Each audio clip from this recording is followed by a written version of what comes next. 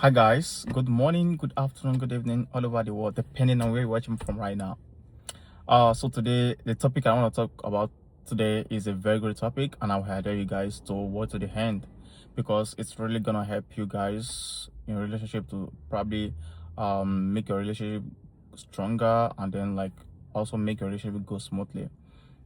So I will advise you guys to watch to the end, and then also help me to like, share, and comment. Love, subscribe. Yeah, so I really appreciate that a lot. Thank you guys.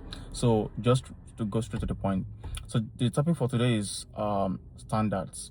There's no high standard, there's high standard, there's low standard.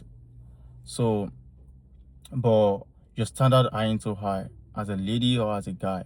Setting the standard for yourself, your standard ain't so high, because if you don't have a standard, it's not gonna give you a focus, it's not gonna give you a footprint of what you want. But you having your standards give you a footprint, it's help you to have a focus.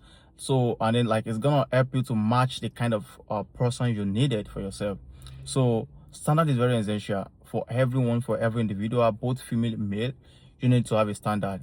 So but your standard ain't so high, your standard ain't so high, because a lot of people when they hear people have standard, they be like, your standard are too high, they're not achievable. Though that's true, standard some standard are not achievable, because yeah, there's some standard that are not achievable, which means like some standard are too high, like we have some extreme standard and then we have some low standard.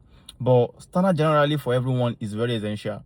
So as a lady or as a guy, your standard aren't so high, because either the person doesn't match your standard, or you or like the person doesn't have standard himself.